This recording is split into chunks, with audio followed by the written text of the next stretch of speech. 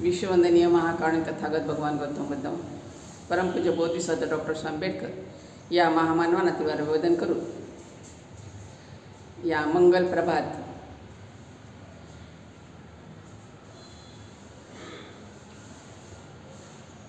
मंगल प्रभाती या धम्मते बुद्ध विहारामध्ये आपण रोजच येता, वंदना घेतो। आपण रोज तुम्ही प्रवचन ऐकता, मोठे वंतेचे असल्यामुळं आपल्याला रोज नवीन नवीन विषय ऐकायला मिळतात। तर आज आपण भगवान बुद्ध आणि त्यांचा धम्म या ग्रंथातील तथागताने सांगितलेला, भगवंताने सगळेच विनय सांगितलेले आहेत। माणसाने कसं वागायचं, कसं जगायचं, काय करायचं, ह्या सगळ्या गोष्टी भगवंताने आम्हाला सांगितलेल्या आहेत, शिकवलेले आहेत। ते आमचं चित्त ते मान्य करायला, ते एक्सेप्ट करायला आणि त्या मार्गावर चालायला थोडंसं मनुष्य प्राण्या कचरतच असतो, कारण त्याला कुठल्या बंधनामध्ये अडकून राहायला आवडत नाही।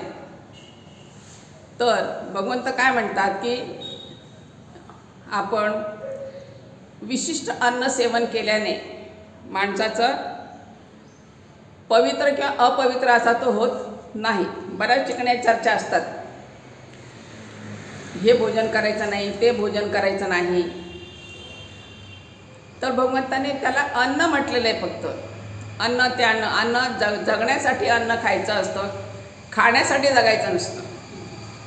मनुष्याला फक्त त्याला सुद्धा मर्यादा सांगितलेल्या आहेत। आपण किती खाल्लं पाहिजे की 1/4 भाग हा आपला पोटातला रिकामा राहायला पाहिजे। तेव्हा काय होतं, माणसाचं चित्त मन हे सगळं शांत असतं, एकाग्र असतं आणि तिथून आपल्याला पुढे विपश्यनाचा मार्ग देखील आपल्याला सोपा होतो करायला। कारण पोट जर खूप भरलेलं असलं तर माणसाला काय होतं, आळस येतो, निद्रा, आणि त्यामुळे मनुष्य काय का बसतो आणि मग तो पेंगायला लागतो, जांभळा येतात, ज्याला मार म्हटला जातो। तर एकदा एक ब्राह्मण भगवंतांना भेटला आणि त्याने त्यांच्याजवळ अन्नाच्या शिरावर होणाऱ्या परिणामाचा प्रश्न त्यांनी विचारला। भगवंतांकडे तो आला आणि भगवंताने येऊन त्याने विचारलं, भगवंता विशिष्ट अन्न सेवन केल्याने आपल्या शिलावर त्याचा परिणाम होतो का? धम्म हा कसा आहे, हा शील याच्याच आधारे आपल्या शिलाचं पालन करायचं। 5 शिला आपण आपल्या सुरुवातीला सांगितलं, आपण 5 शिलाचं पालन आपलं आयुष्य जगलं पाहिजे। तो ब्राह्मण म्हणाला, ज्वारी, ताड आणि माड यांची फळे, डाळी, कंदमुळे आणि अंकुर हे अन्न सदाचरणाने मिळवून सेवन केल्याने चांगले जीवन जगण्यास प्रेरणा मिळते। म्हणजे हे जे काय कंद, मुळे हे सगळं खाल्ल्याने काय होतं की आपल्याला जीवन जगण्याची प्रेरणा मिळते। आणि जर आपण मांस सेवन केलं तर ते खाणं वाईट आहे का, असं त्याने भगवंतांना प्रश्न केला। तेव्हा भगवंत काय म्हणतात ते की अरे, तू म्हणतोस की आपण पक्ष्यांच्या मांसाची निवडक पक्वान्ने खातो आणि मृत मांसाला स्पर्श करीत नाही, तर मग तू मृत मांसांची व्याख्या कशी करतोस? तर हत्या करणे, शरीर विद्रूप करणे, मार देणे, बांधून ठेवणे, चोरी करणे, खोटे बोलणे, बनावट गोष्टी करणे, कपट, व्यभिचार करणे ही सर्व मृत मांस भोजनेत आहेत, मांस भोजन नव्हे। म्हणजे आपलं आचरणावरती धम्म टिकलेला आहे, ना की कुठल्या खाण्यावर। तर मांस खाणं कशाला म्हणतात की हे जे सांगितलं आता की एखाद्याला त्रास देणे, त्याला मारणे, त्याच्यात दुष्ट विचार करणे, त्याला विद्रूप करणे, त्याला बांधून ठेवणे, चोरी करणे, हे जे काही आपल्याला शीलाच्या विरुद्ध जे काही आहेत ते करणं म्हणजे मांस खाणं आहे, ना की ते भक्षण केल्याने त्याचा दोष लागत नाही, कुठलाही शील तुमचा भंग होत नाही। तर कामभोगाची लालसा करणे, खाण्याबाबत वकवक, अस्वच्छ जीवन, परमत असहिष्णुता ही सर्व मृत मांस भोजनेच आहेत, मांस भोजने नव्हे। तर आपण ज्या प्रकारे वागतो ते मांस भोजन खाण्यापेक्षा जास्त त्याचं अकुशल कर्म होतं, ना की मांस खाल्ल्याने ते अन्न म्हणून तुम्ही सेवन करू शकता। पण तुमच्या आचरणामध्ये काय असलं पाहिजे तर सदाचार असला पाहिजे। आपण कसं वागलं पाहिजे, मी नेहमी सांगत असते की धम्म आम्हाला काय शिकवतो? धम्म आम्हाला माणसाशी कसं वागावं हेच आम्हाला धम्म शिकवत असतो. कोणाची त्याच्या मागून निंदा करणे, विश्वासघात करणे अनिवार्य सर्व शूद्र, कृपणता, मृत मांस भोजने आहेत. म्हणजे कोणाच्या पाठीमागे त्याची निंदा करणं, निंदा नाराजी करणं, कुसंगती हे काय आहे? तर मृत मांस खाण्याच्या पेक्षा जास्त अकुशल कर्म आहेत. राग, लुच्चेगिरी, विद्रोह, कपट, द्वेष, जास्त फुशारकी मारणं, स्वतःबद्दल मी असा आहे, मी तसा आहे असं स्वतःबद्दल फुशारक्या करणं, आणि गर्व आणि कुसंगती, वाईटाची संगती. भगवंताने महामंगलसूत्रामध्ये सांगितलेले की एकटं राहा पण मूर्खाची संगती करू, तशी कुसंगती करायला नको आहे. तर ते काय आहे? तर असं लुच्चेगिरी करणं, विद्रोह करणं, कपट, फुशारगी, गर्व करणं, कुसंगती करणं हे काय? तर मृत मांस खाण्या इतकं त्याचं अकुशल कर्म आपल्याला त्याचा दोष लागत असतो. नीच जीवन, निंदा, अफरातफर, फसगत करणे, लांडीलबाडी करणे, दुष्टपणे दुसऱ्याची दुष्कीर्ती करणे ही मृत मांस भोजनेच आहेत. हे जे आपण वागतो याला काय म्हणतात? की मृत मांस भोजन खाणे याला म्हणतात, ना की प्रत्यक्षात खाणं त्याला मृत मांस म्हणत नाही. तर आपल्या आचरणाला भगवंतांनी म्हटलं की तुमचं आचरण कसं आहे त्याच्यावर तुमचं कर्म हे ठरलं जातं, म्हणजे तुमचं वागणं त्याला म्हटलं जातं. नीच जीवन, निंदा, अपराधपर, फसगत करणे, लांडीलबाडी करणे, दुष्टपणे दुसऱ्याची दुष्टकीर्ती करणे ही मृत मांस भोजने आहेत, मांस भोजने नव्हे. एखाद्याबद्दल त्याची वाईट सगळं प्रचार प्रसार करणं, समाजामध्ये घरामध्ये वागताना एखाद्याप्रती वाईट त्याच्याप्रती बोलणं, त्याच्यामध्ये निंदा करणं, त्याच्याप्रती खूप वाईट बोलणं, असं की ही व्यक्ती अशी आहे, ही व्यक्ती तशी आहे, हे याला काय म्हणतात? हे मृत मांस खाण्या इतकं तुम्हाला त्याचा दोष लागतो, ना की भोजन खाल्ल्याने तुम्हाला दोष लागत नाही. हत्येस, चौर्यकर्मात प्रवृत्त करणारे सर्व अपराध शेवटी माणसाला नरकात ओढतात. एखाद्याला हत्येला प्रवृत्त करणं, एखाद्याला खूप चढवून द्यायचं, जा जा जा मार त्याला, काय होते बघू आपण, नाही की. मग त्याला प्रवृत्त करायचं, ज्याला आपल्याला म्हटलं जातं की आपण शील घेताना काय म्हणतो? मी दारू पिणार नाही, मी चुगली करणार नाही, मी खोटं बोलणार नाही, तर आणि दुसऱ्यांनासुद्धा आपण प्रवृत्त करणार नाही. तर हे जे तुम्ही दुसऱ्यांना प्रवृत्त करणं, दुसऱ्यांच्या प्रती वाईट बोलणं, हे अपराध कसे शेवटी हे आपल्यावरती नरक ओढवतात, आपल्याला अकुशल कर्माकडे घेऊन जातात, ना की मृत मांस खाण्याचा आपल्याला दोष त्या ठिकाणी लागत नाही.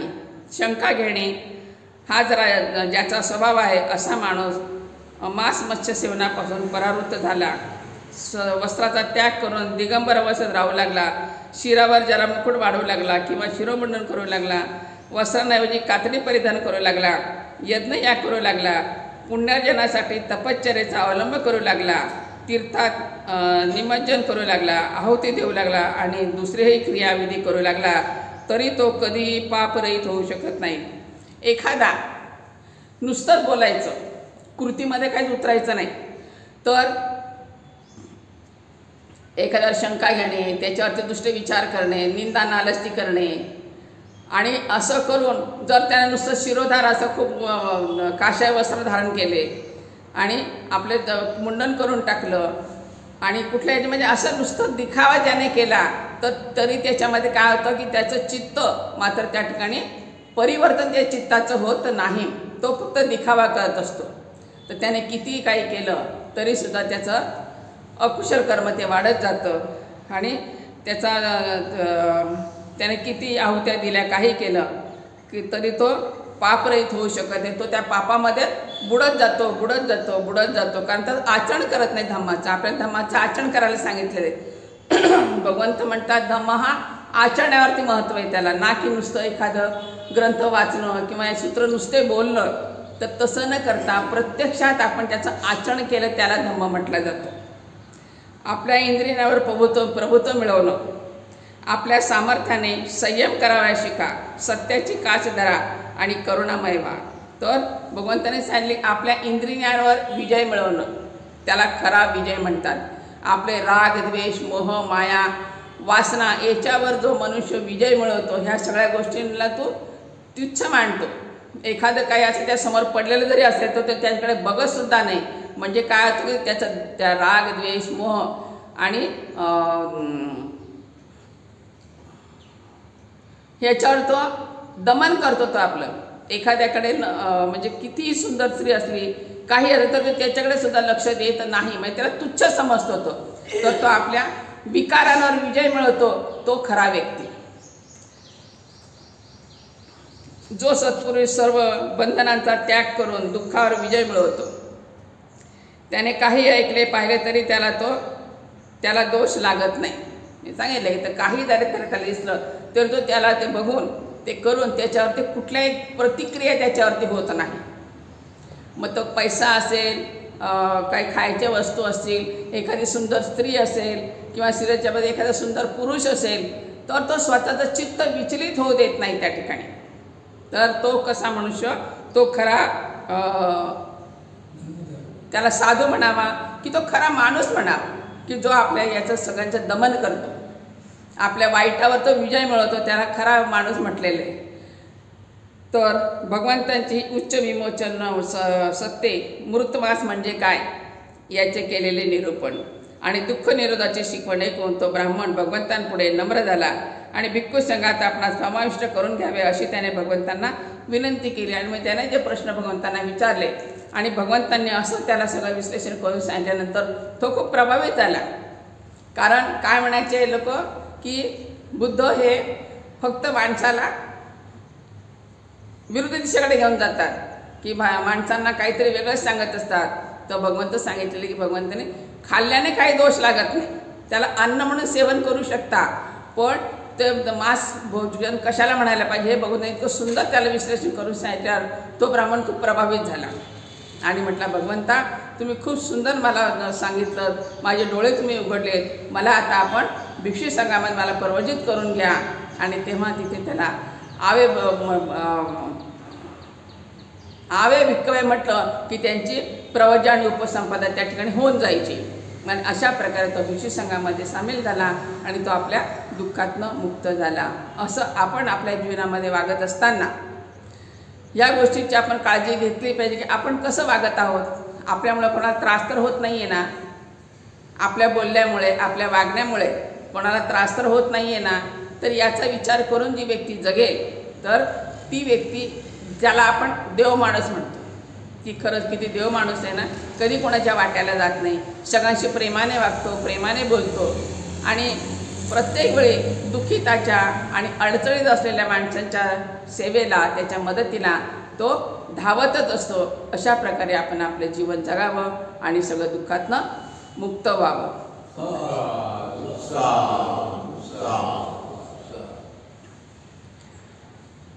सभींतियो विभाजन्तु सांबरो विनाशतु माते भवात्वन्तरायो सुखी दीर्घायुको भव अभिवादनाशीले च निश्चं वदापचायिनो चत्तारो धम्मवर्धन्ति आयुवन्नो सुखां फलन्ति.